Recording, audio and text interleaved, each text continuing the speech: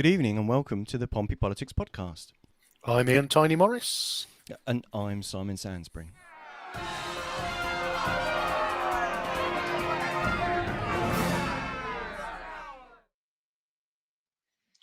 Good evening, Simon. And here we are in the run-up to May the 5th. And I guess some folk might have been tuning in to see another hustings this evening, but unfortunately logistics got the better of us. And, our loyal listeners are saddled with just thee and me this evening.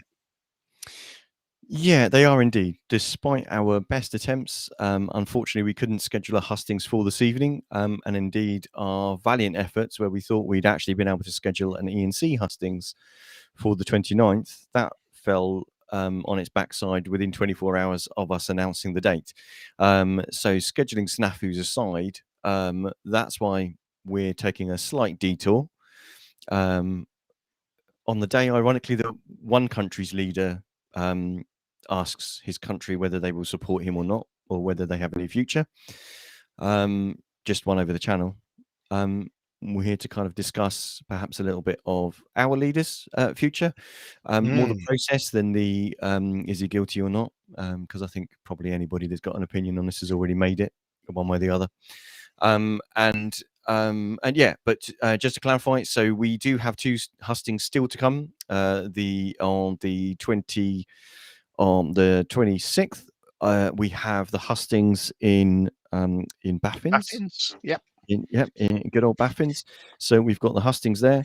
And then on the Thursday, on the 28th, we've got Nelson. So yes, on the Baffins hustings, we've got Jeanette Smith, Independent, Charlie Douglas, Conservative, and Jason Christopher from the Labour Party joining us. So that will be a great show to watch. And then on the Thursday, probably worth just clarifying that Jeanette Smith is an independent and not part of the Portsmouth Independence Party. Yes, that's a very good point, actually. Yes. Yes. So Jeanette is standing on you might say a truly independent ticket. But yes, indeed, that's a very good point to clarify. And then on the Thursday, the 28th, we've got the Nelson hustings with Liberal Democrat Jason Fazakerley, Amy Gwyther for Labour, Conservative Spencer Gardner, and our first Green on our hustings, which is Duncan Robinson. Yeah, so excellent. Lovely to have our first Green on board. It's I know some people have basically suggested we've not given the Greens enough airtime. I think it's important to remind people that we invite every candidate from every ward to step forward, and we have on several different topics tried to woo the Portsmouth Greens to come and join us. So fantastic for Duncan Robinson to be the first to put their hand up and say, "Yep, I'm happy to come on board." Yeah. So I guess that then leaves us Sunday, May the 1st, which is our last chance if we could to squeak any last minute hustings in. But I guess failing that, it'll be you and I again with the battle of the spreadsheets to see who can predict what's going to come next after May the 5th. Indeed, and whether May the 5th be with you.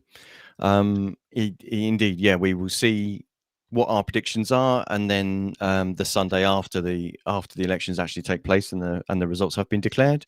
Bit of an easier declaration this year than it was last year because of all the COVID restrictions last year. Because there were basically some wards were done one day, some wards were done a different day, so they were quite staggered. But yeah, so the following Sunday we'll get together and discuss just how utterly wrong we were. Yeah. No, and I think there's definitely some intriguing sideshows this year, I think. So, and I think this is where perhaps the focus of tonight's podcast comes, as my dog decides he's had enough of the podcast already and wants to go out. So yes, national matters, and I guess there's that question of will the performance, the attitude, and the behaviour of Conservative Party leader and Prime Minister Boris Johnson, will they have a bearing on the local results? So let's focus in on Boris Johnson, Partygate, and what comes next. Yeah, so I'll take us on a brief trip down memory lane, to kind of set the scene a little bit. So on the 8th of December last year, Labour MP Catherine West asked the Prime Minister to clarify whether there indeed was a party at Downing Street on the 13th of November in 2020, to which the Prime Minister responded, "No, but I'm sure that whatever happened," I'm not going to do a Boris Johnson impression. You're not going to do your full Boris Johnson impression. No, I'm sure that whatever happened, the guidance was followed, the rules were followed at all times. Per Caecilius est mortem, Vescis Forcife. Sorry, that's Well the done. few bits of Latin that I remember from school. Interestingly enough, that's one of the parties that's actually mentioned in Sue Gray's initial report. So her initial report was out. So it's like the prequel is out, Yep. but the full thing hasn't been responded yet. That does mention two parties in number 10. Actually, two taking place on the same day on the 13th. A gathering in the flat and a gathering to mark the departing of Special Advisor Lee Kane, which the Sunday Times has been basically reported that the has been investigating. Sorry, and the PM. The Sunday Times reported as being instigated. Try to read my own notes. By the PM, which number 10 denies. Funny enough. So Sue Gray's report quotes it as evidence emerges of behaviour that is potentially a criminal offence. And at the time, just as a reminder, because we've been into COVID, we've been out of COVID, we've been into COVID, we've been out of COVID. So the guidance at the time was that no person may participate in a gathering which consists of two or more people and takes place indoors. Unless there is an exception where the gathering is reasonably necessary for work purposes. I don't know that a leaving do or a birthday party, and not a birthday party, sorry, gathering in a flat is necessary for work purposes nonetheless. Also on the same day, the PM is asked to comment about the revelations that came out by the video that had come to light of Downing Street, the press office, in that lovely media suite that was installed by that lovely Russian company, that had come to light of basically the jovial nature with the response to parties, to which the PM said in the House of Commons that he had been repeatedly assured since these allegations emerged that there was no party and that no COVID rules were broken, which seems to kind of fly in the face of what the report in the Times was saying, but also what the Sue Gray report says.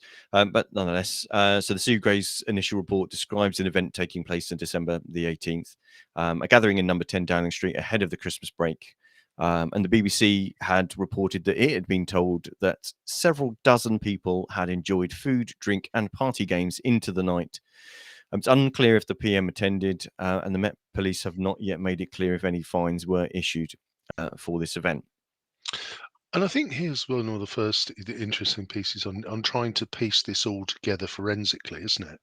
And I'm sure as the diligent researcher for our podcast, there is you've actually got to do quite a piece of work to get your head around what happened when, who revealed what and when, who was saying specifically, I didn't know nobody about which event. And then also there's the piece of at the time and date that the event or events took place, then going back and saying, well, okay, what were the regulations or the rules at that time?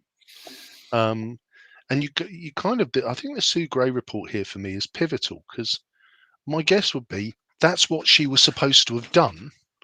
And that's where almost, if you want the full chronology and the what happened when and who was there, and how did that line up against the the original kind of all the restrictions at the time, you'd almost want somebody else to do that legwork for us so we could see everything laid out in one clear and concise document. Well, indeed, and we'll probably come to speak to that in a bit of a second about Mm, whether you want the Sue Gray investigation, the Met Police investigation, and indeed what was requested by the opposition motion, which was that there was a parliamentary investigation mm. at the same time. Whether do you I don't remember which episode of Poirot where there were three different detectives kind of trying to look over the same evidence, but nonetheless they kind of got different remits really because Mm. I guess the point with the question for Parliament is about whether or not the Prime Minister has intentionally, and that's the important question, the important word, intentionally misled Parliament because ministers and prime ministers can make mistakes and say the Yes. wrong thing, um, but they're required to correct that at the earliest possible opportunity and correct that on the record. Um, One of the other points, just before we kind of I'll talk a little Mm. bit about what's happened this week. So on December the 1st, 2021, Sir Keir Starmer, the leader of the opposition, asked if this event had taken place at the same time as millions were locked down within the country, to which the PM responded that he can tell the right honourable and learned, so I can tell the right honourable and learned gentleman is that all guidance was followed completely in number 10, where, and to remind you, the guidance at the time that although there was an exemptions for work purposes, you must not have a work Christmas lunch or party where that is primarily a social activity. Remember that the Sue Gray report Yes. refers to this as a before the Christmas break. Yeah, and Uh, I guess that's the key piece, isn't it? And again, this is where we get into the 50 Shades of Sue Gray, which is that it's primarily a party arrangement, and this is where it becomes semantics, but important semantics nonetheless. You know, as you say, if you've all been sat in the same office environment, socially distanced, and at the end of the day you pull out a tin of beer or two and crack it and say Merry Christmas, everybody, while sat at your workstation. Um, kind of, I think most people would sort of shrug and say, well, that doesn't really matter.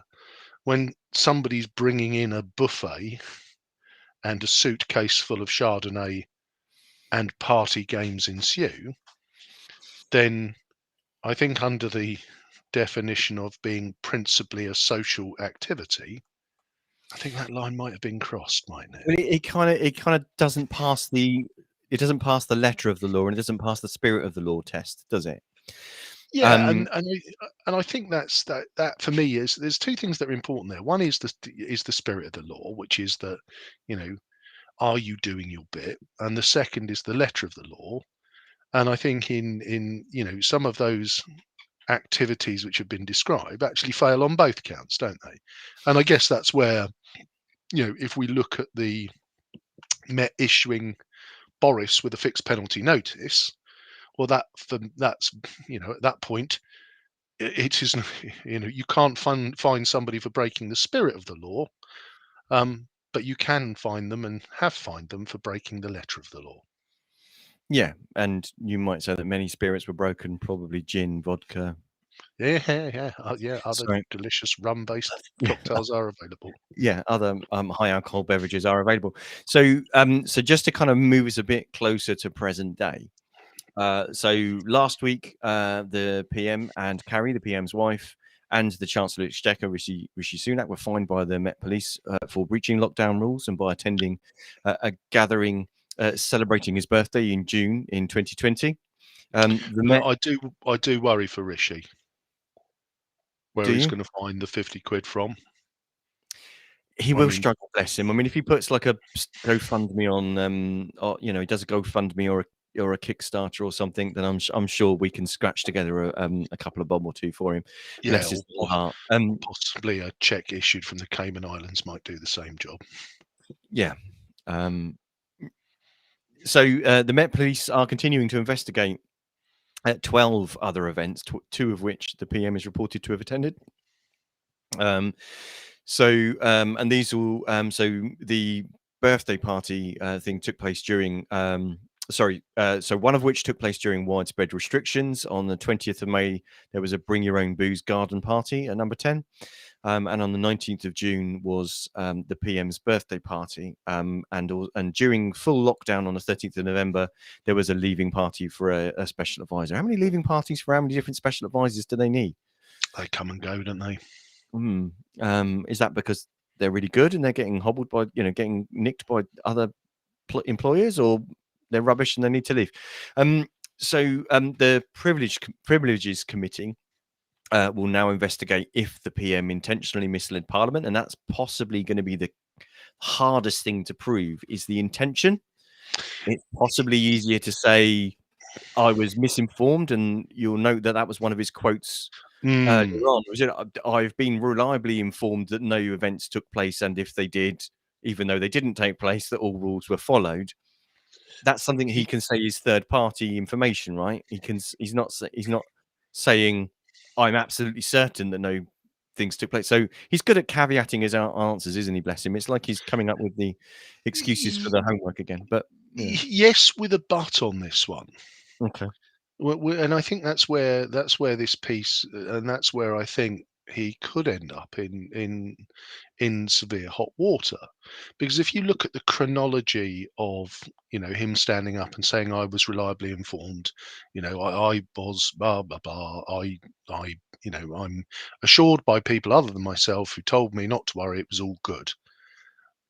But when you're there, when you're present, and you've got your £50 fixed penalty notice, then you, you at this point, you know that the rules were not followed at the gathering that you were at. And it doesn't take you, the people who've told you that now are the Metropolitan Police. So I think Well, that's where it, the slightly gloating Theresa May's with the, well, did you just not understand the rules you had written, or did you understand them and intentionally break them? Um, I think he's now on very thin ice. yeah, to be honest, there was a bit of me that wanted to play a clip, one of the clips from one of the coronavirus briefings where Boris Johnson was the person briefing the country and saying these are the things that you can't do.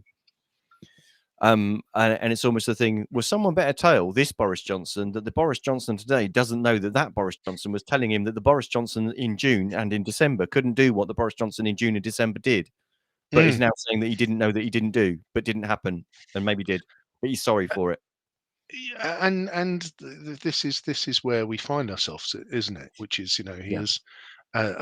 he has expressed his regret and sadness and all of the others. And I guess the question is, well, do you regret doing what you did, or do you regret getting caught?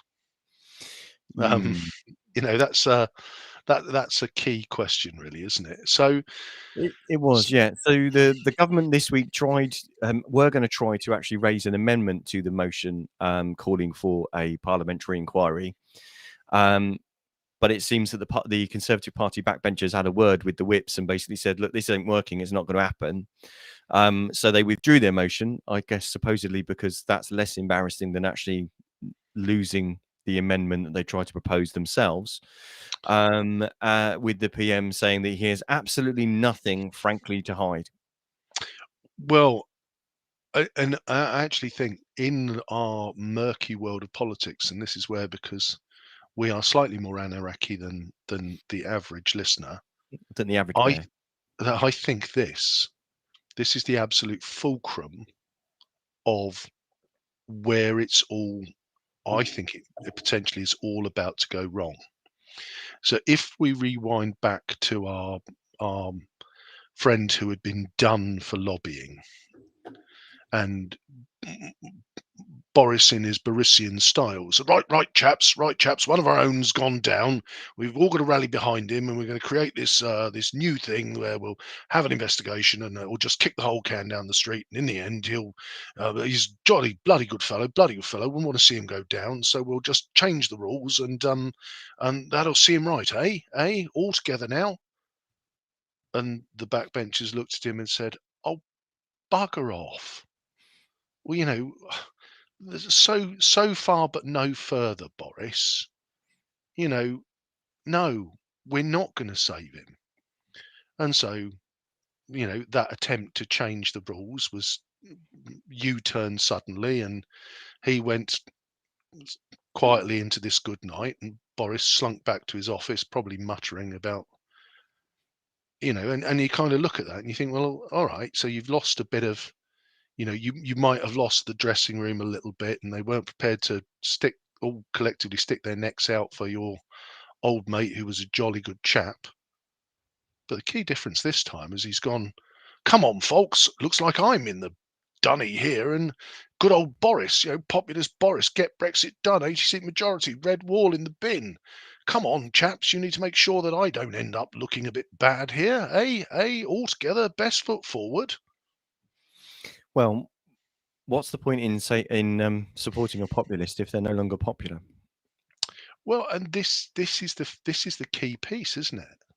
Is that if you can't motivate the your own parliamentary party to save you, or to try and make this all go away, then that says something very strong to me. That says, if the whips can't whip the faithful into line, then you really have lost the dressing room. Yes. Shall we hear what some people have said? Which Yeah, speaks let's to that. So the BBC reported that an unnamed senior Tory. I've only had one sip of the glass of wine in front of me, by the way. I've not I gone was for going more to than that. say, are you schoonering rum? Have you for the Partygate episode? Have you spent all afternoon dancing enthusiastically while drinking tequila slammers? Yeah, I've been dancing around the flat singing ABBA songs. Yeah, It's because someone's crossing and uncrossing their legs in front of me. That's entirely what's distracting me. So, marvelous. so I don't know whether you've seen the Mail report today. That was a snide. No, I haven't. Oh, okay. Sorry. We maybe come to that later on. So the BBC had reported that a senior Tory had said, it's a matter of when, not if, that the PM will face a no confidence vote from his own MPs. While the PM is on his trip to India, and someone asked him actually, because he's planning to announce a trade deal with India in October, whether he'll actually still be Prime Minister when that comes about. And he said that he unequivocally would be. Lord Hayward, a Tory peer, said that he expected the PM to eventually face a leadership challenge, calling this a death by 1,000 cuts. Tory MP Tobias Ellwood, the Defence Committee chair, spoke of the long-term damage to the party's brand, suggesting that the PM will, of course, face a vote of no confidence, and I'll explain all of that for not so eagle-eyed listeners about how that works and how the Tory party are quite well rehearsed at their mechanism is internally for disposing of their leaders. The Northern Ireland Minister Conor Burns said if the Prime Minister stepped off Westminster Bridge and walked down the Thames on top of the water, there would still be those that say it was because he couldn't swim. So it's an interesting angle to take. SNP leader, Scottish First Minister Nicola Sturgeon, who herself was spoken to by the Scottish police after being filmed breaking Scotland's face mask rules this week, said that the PM was unfit for office. The Lib Dem deputy leader, Daisy Cooper, said a huge distraction for Boris Johnson and the government, and this is why he should have resigned a long time ago. And SNP Westminster leader Ian Blackford said Johnson had lied to avoid getting caught, and once he got caught, he lied again. It's kind of Now, hard. famously, wasn't it? He got thrown out, didn't he, for calling Boris a liar? Yes, he got thrown out of the chamber for Yeah, calling Boris Johnson a liar. And interestingly enough, the speaker doesn't actually have any powers whatsoever to adjudicate on the veracity of what someone says in the House of Commons. no, That's actually a parliamentary debatable thing as to whether actually the House itself rules that what someone said was inaccurate or not. But he does have the power, or they have the power to remove or suspend someone from the chamber if they call someone a liar, because the presumption being that all MPs will behave honourably and conduct themselves with a close relationship to the truth. Yes. So yes, ironically, powerless about ensuring Define. that the heart of democracy is based on truth, but lots of power to get rid of people that call out the lie. There's some Orwellian quote that comes to mind about that. I forget, and I'm not going to paraphrase just to mess it up. Yeah, yeah, Um, no.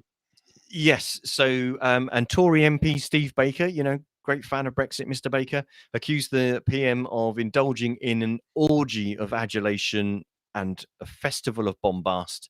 It's like he's never met the guy before. During his meeting with the 1922 committee shortly after his apology to the House of Commons, Steve Baker went on to say that he realised within 90 minutes that the PM's apology wasn't at all sincere. I'd question his ability to take that long to realise it, but Well, there's, and there's the fact is that Boris has always been in a position where he's always been a divisive character, hasn't he? And throughout his whole political career, he's said and done things that for many other politicians would have would have there would have been a straight red card. They would have gone into walked off into the distance with the sad Hulk music playing. But he seems to have had this Teflon bulletproof arrangement where there's a burning wreck in the rearview mirror, and he just keeps driving on. So I do wonder whether there's this element of, has it happened? Has so often he got away with his hand in the cookie jar by doing the boyish bluster? Cookie jar? What cookie jar? Oh, this hand. Oh no, this hand's not in the cookie jar. This is covering the cookie jar to make sure nobody steals the cookies. Boris, those Um, crumbs around your mouth. oh well, yes, they might look like cookies to you, ipso facto, de facto cookiness, but no, no, no, no. I'm still guarding the cookie jar. And has it happened so often that he now has this? You've got to wonder whether he has got this kind of stand up, stay sorry, keep the hair looking slightly ruffled, looking slightly dishevelled, throw in a few old Etonian Latin quotes, um, you know, talk about something, tangential in the future, get a nice 3-word slogan around it, and on we go, kids. Wow, it's almost like you've been present for the last 2 years. Yeah, and it would be odd, of course, that today the Mail is quoting a Tory backbencher as saying that Angela Rayner crossing and uncrossing her legs in the Houses of Commons, she does it deliberately to distract Boris because she can't compete with his Etonian, with his was it his Etonian or his Oxford Oh yeah, he's an debating old Etonian. debating training. That's like it. I mean, is there anybody that really believes that is remotely sane? But really, that's just I'm going to drop this dead cat, this like exploding fish, onto a table, and hope that that kind of shuts you up talking about this kind of stuff for a little bit. So it's strange, but it's not like it's a recent kind of call out, is it? The six leaders, so six party leaders the party leaders of six opposition parties wrote a letter to the Speaker of the House of Commons in April last year, Mhm. saying that accusing the PM of a consistent failure to be honest, and failing to correct wrong information at the earliest opportunity amounts to contempt of the House. So let's unpick that then, Simon. So the six opposition leading Mhm. are saying thus, Yeah. and so there's now the conservative backbenchers. Come on, lads, all together, all for one and one for where have you all gone? So this now means that the Parliamentary Standards Committee will now investigate him. So it is the Privileges Committee, which is a Oh, committee made up of 7 MPs, 4 Conservatives, 2 from Labour, 1 SNP, and the current chair, Chris Bryant, the Labour MP, Chris Bryant, has already recused himself because he's already expressed an opinion on the subject. But also apparently two of the MPs from the Conservative Party that are on that committee are two that also voted to flex the rules in order to save a previous MP that had been caught taking money from a particular, briefings from a particular company in order to change policy. So yeah, it's an interesting one. So that committee will have the ability to have a look at trying to demonstrate whether the Prime Minister has intentionally misled the House. Yep. What can they do? Well, they can recommend a sanction of either suspension or expulsion from the House. Bearing in mind, if an MP is, I think I remember correctly, if an MP is expelled from the House for a certain amount of time, suspended from the House for a certain amount of time, then effectively a by-election is called. Yep. Likewise, if they're expelled. There's that possibility, but it's interesting. The wording there is that those are recommendations that then the House of Commons has to vote on. To accept. And a further option might be that they call on the Prime Minister to apologise to the House, which he might want to say he's already done. Not that he needs my help in trying to get it. So, yeah, so they'll have a look at it, but essentially, members of Parliament and especially ministers should be supposedly following what are called the Nolan principles. Yes.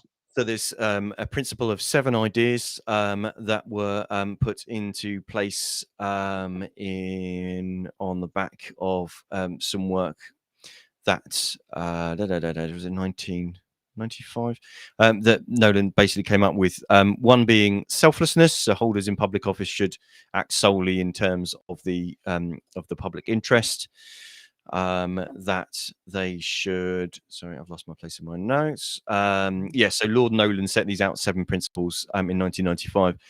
Number 2, integrity, to avoid placing themselves under any obligations to persons or organisations that might influence their work and not make decisions that gain financial or material benefits to themselves.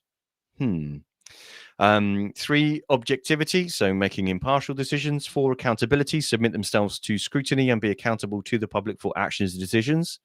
5, openness, act and make decisions in an open and transparent way. Number 6, honesty. Holders of public office should be truthful. I'm trying not to laugh. 7, leadership, exhibit principles in their own behavior and treat others with respect. Challenge poor behavior wherever it occurs. So, Yeah, very interesting, isn't it? Because those are very kind of they're a little bit noble and they're a little bit generic almost. And again, having worked for a couple of very large organisations, that they have, the organisations I've worked for, and I've seen others who have their, either they call them their behaviours or their values or their yes. principles, and usually they've done well there not to work it into a mnemonic, which most organisations do. So but they're things which are sort of almost, you know, they're all about being a good person, aren't they? They're not really particularly, measurable, I mean, but they're those are, to be fair, those are the headline summaries of them. yeah, I'm yeah. sure the But I report think goes into greater detail, yeah, but I but get what you mean. The language is a bit like the rules of a Facebook group. yes, and I think there is that element where, if you look at those and there's you made some noises as I would expect you to, because some of them you look at and you can say, well, there's an element of subjectivity there in terms of how somebody has behaved. Honesty, that's fairly clear. In terms of leadership behaviours, that gets much more subjective. And I think this is where so if we look at our parliamentary, our privileges panel again, and I think you touched on it very much at the start, find 7 people in Parliament who have yet to make their mind up as to whether Boris has lied over this or not. I think it's going to be very tricky for that panel to look at this, you know, objectively, and try and gather the appropriate evidence and the timelines and everything else that say, well, you know, with him saying, "Oh well, I didn't know, wasn't aware. I've been told everything was fine." It's the How int you it's yeah, it's the how you intentional that's gonna be hard, yeah, isn't it? yeah, But and that is that is potentially the hardest part of this, isn't it? It's the, well, I thought it was all right.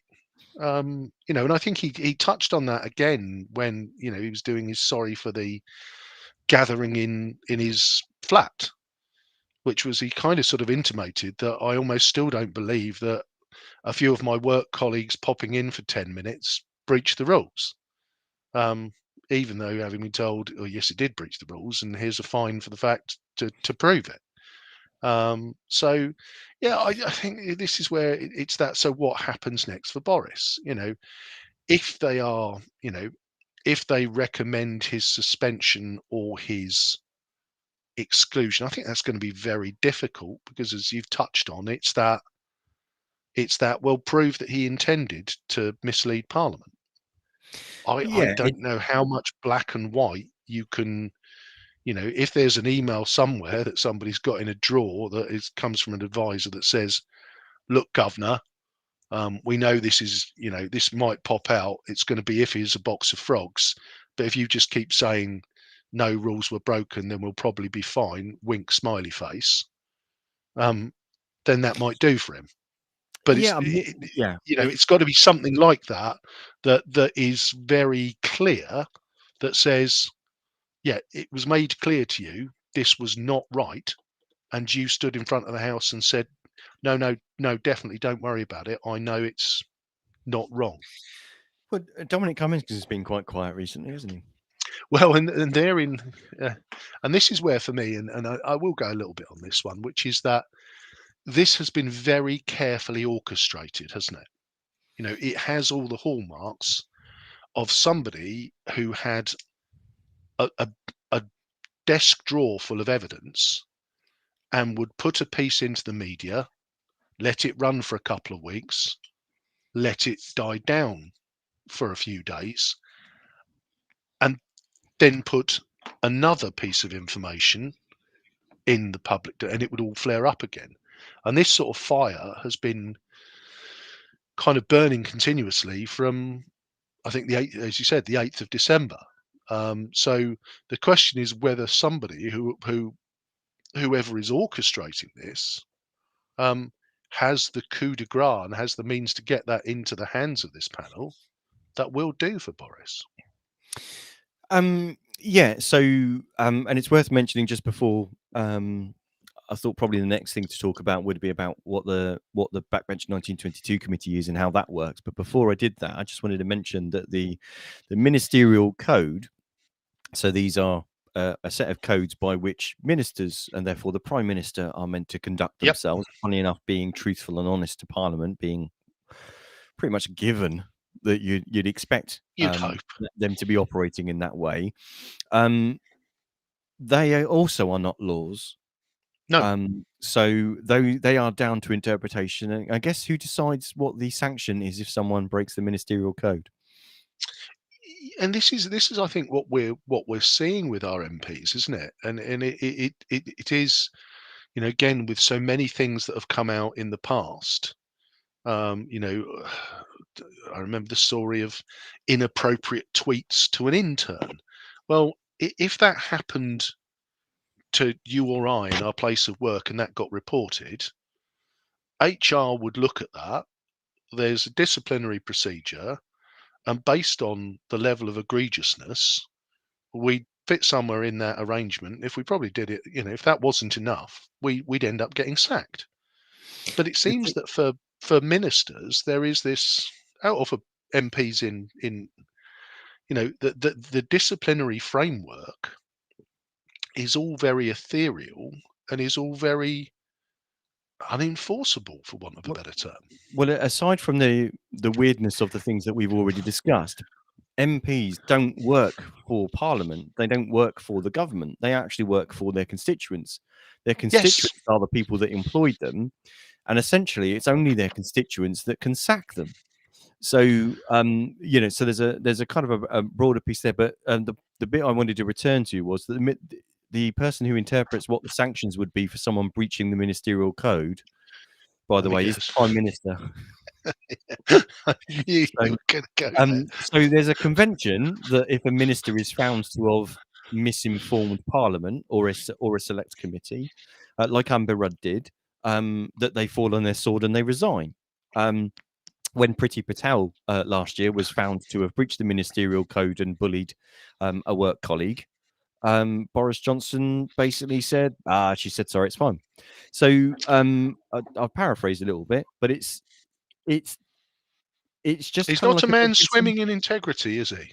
Well, but it also points to the kind of the wider issue about the heart of our democracy. If the heart of our democracy relies on the people at the center of it, and running our government, telling the truth, and they've actually got no balance, but there's no checks and balances to make sure that they Yeah. do, then our democracy isn't anywhere near as strong as we think it is. No, Because it's people, not, and and it's based in this sort of oh, we're going to turn into the pub landlord, good old British values, which is, we will behave in a way that is integrous and fair and decent, and that will be a decent man at the heart of government or woman. But the fact is, when there's not, and but again, that's why you have rules, because you can't work on the presumption that everybody has intrinsically got a great sense of fair play. There's some good comments kind of coming up about this.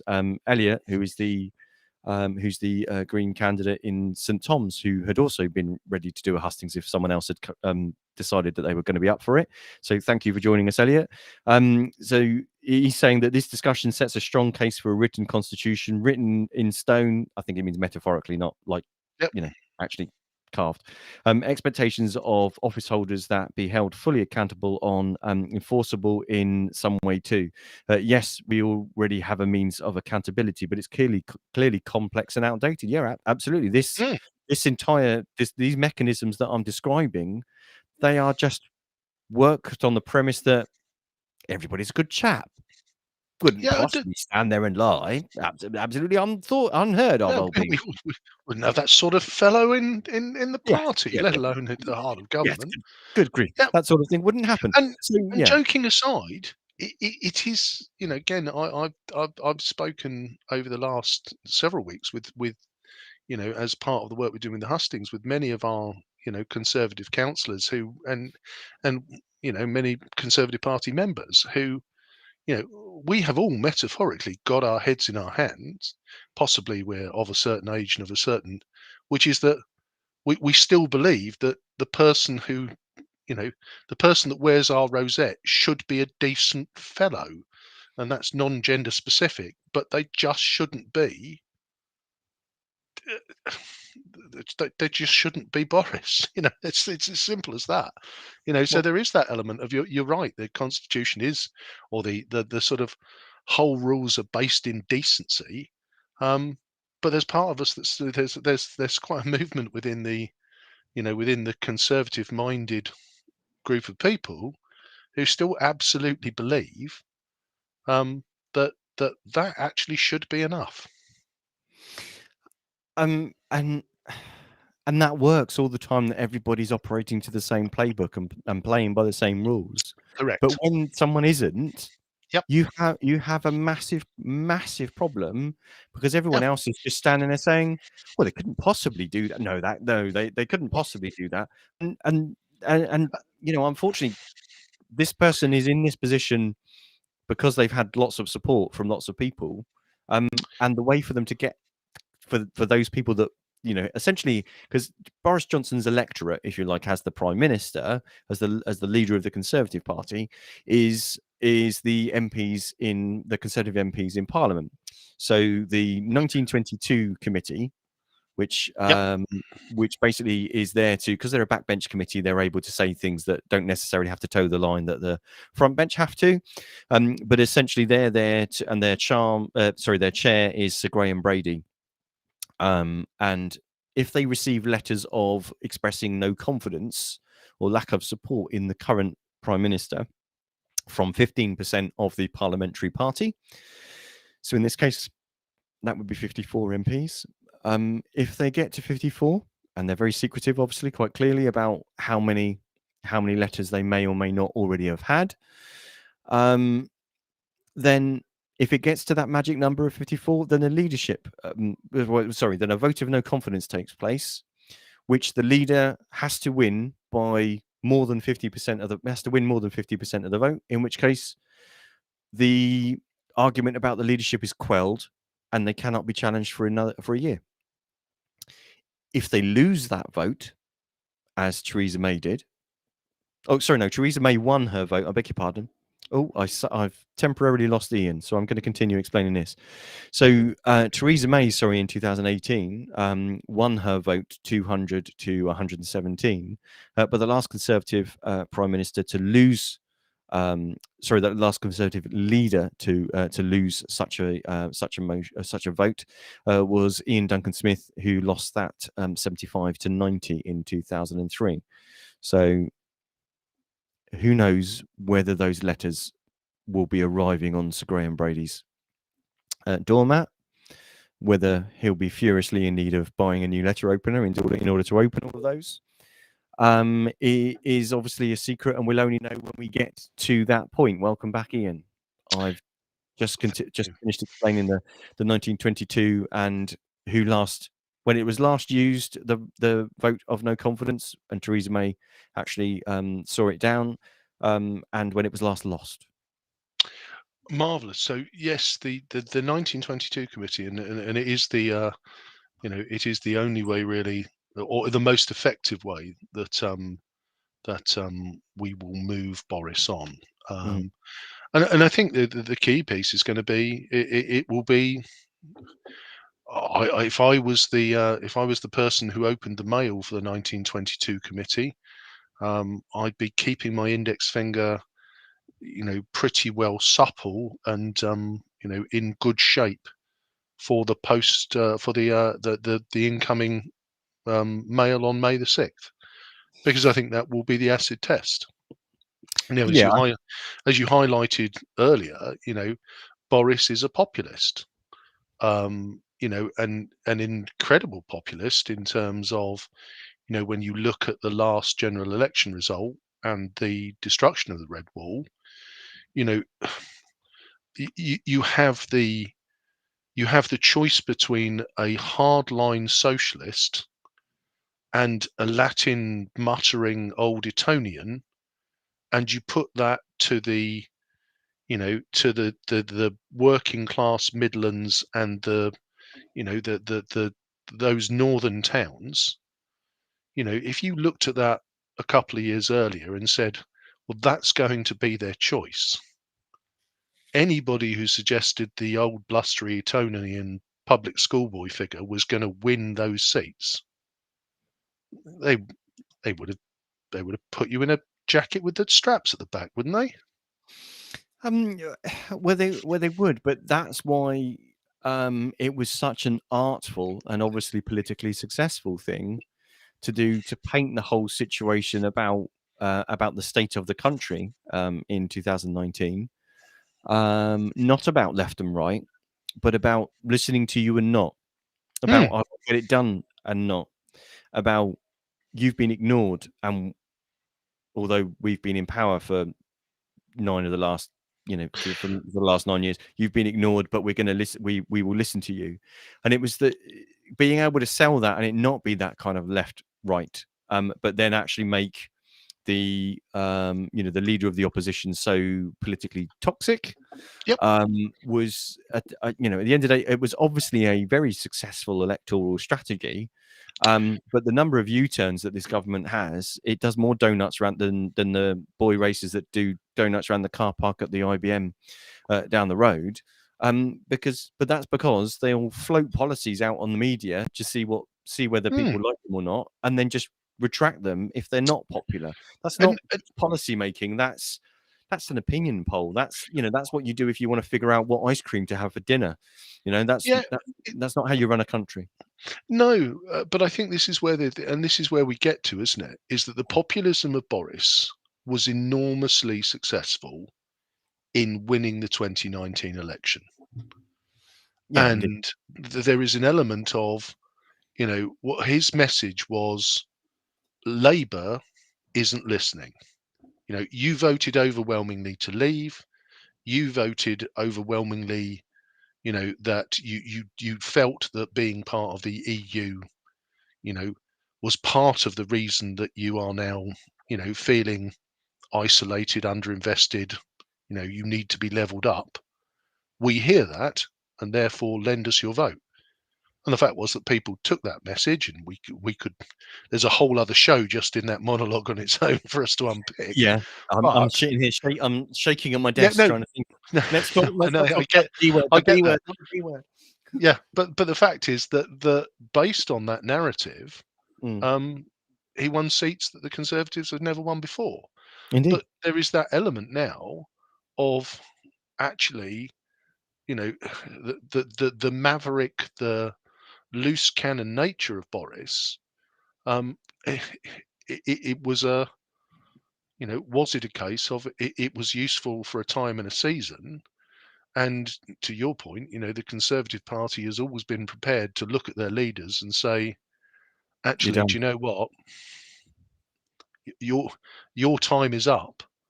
And any attempt of saying, but I'm not ready for my time to be up, is kind of, well, sorry, chum, we've decided that it is. So I think the pivotal piece is going to be May the 5th. I think if we Yeah. take a pasting, then I think that triggers the beginning of the end. I don't disagree with you at all. I think it's mildly ironic that Johnson was the end of May, and it's quite possible that May will be the end of Johnson. Oh, you've got to that's you've Sorry? stolen that. You didn't invent that yourself, did I you? did not invent that. I have No. absolutely stolen that. So, Gonna return to just gonna go to a comment there. So Phil says it was okay when people were playing by the unwritten rules, but with Boris and his team who don't play by the accepted standards, the need for more regulation is definitely required. So a bit more of an argument for perhaps a written constitution, which is yeah, and an I interesting think point. I think Phil's spot on there. Is that the Broomster? It is, yeah, and he goes on to Yeah, say, the British like an affable fool under the disguise. We hoped there was a compassionate, honest, and politically serious man. However, there clearly isn't. and I Um, think that he's absolutely spot on there. There is that element of, the hope was always that the bluster was the bluster, but actually underneath, particularly when you get to the point of it's okay being a reporter for the Spectator or a columnist for wherever, where you can be a bit more. Well, there's a reason why Jeremy Clarkson is, whether you like him or loathe him, he is to some a particularly successful and watchable media personality. But you Yeah, wouldn't really want him running the country. I'm no, sure there's probably someone that would, but and I you think wouldn't, that I think and you really shouldn't, because we've tried yeah, it and it doesn't work. yeah, and that's a great parallel. So, ultimately at this point, if you ask me to say, put my £5 note on the table, um, I don't know, to be honest, whether May the 5th is going to be very interesting because I don't get a sense of whether what Partygate matters to many people outside of the those that are really politically interested. I mean, I saw there was and it's always, looking at the Portsmouth News when they post a story on Facebook and ask people, what do you think? Often you have to have a strong drink with you before you start reading the comments, because then they're not necessarily a great reflection of the diversity and inclusion nature of our city. But when it said, well, should he resign? I would say probably 70% of the comments just said, no, this doesn't matter. It's relevant. It's not a story. It's an event. And I kind of looked at it and thought, well, really? I kind of, so it will be a case, I think, when it comes to, people putting their X's in the boxes on May the 5th. Well, I'm never quite sure with the local electorate whether they're more politically engaged or less politically engaged, because it's really only half the people that ever turn out for a GE. Yeah. I mean, I don't. It would be interesting to find out from voters that don't necessarily vote in a local but do vote in a general. What the reason for that is? Yeah. There's some stuff that you could probably get to in looking at actually when you look at, because there's 3 councillors in every ward in the city, but Yes. quite clearly, some wards of the city are all one particular colour politically, but other wards actually are mixed. Yep. So that quite clearly disproves the idea that the entire ward supports the Mm. political party A, because actually, if one year they're electing political party candidate A from party A, and the next year they're electing a candidate from party B, does that just mean that the people that support party B don't bother voting in the year that the person that's just been Mm. re-elected is standing for A? So is there kind of that person versus rather than party that's driving the vote at local elections, perhaps? I But think in last some, year, the I think in some wards very much so, but in other mm. wards, no. No, and that's, I mean, it's the interesting thing, isn't it, that that dynamic of, if you have a very hardworking, very visible, affable candidate or current councillor, regardless of their party, they're likely to be popular regardless of their party. Yeah. And I've seen this in comments in groups actually on in Portsmouth politics groups, where people will say, "Well, actually, locally, I will vote for this person, or if this person was standing in my ward, I'd vote for them, and in a general election, I'd vote for this, this party."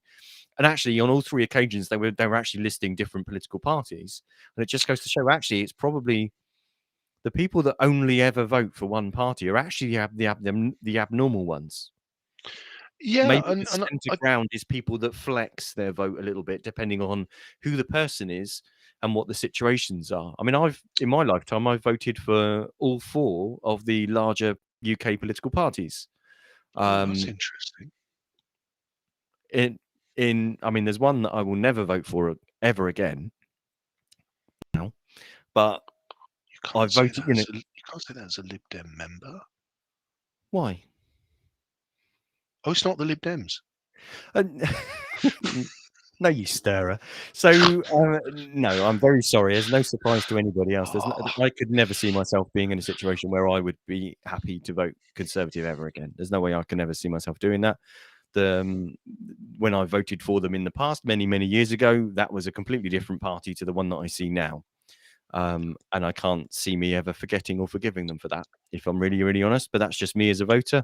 Other people may feel entirely differently, and in fact, other people have a similar view to their experiences of the last Labour government and things that they did and that they will never forgive them for, no, or indeed the Labour governments in the 70s.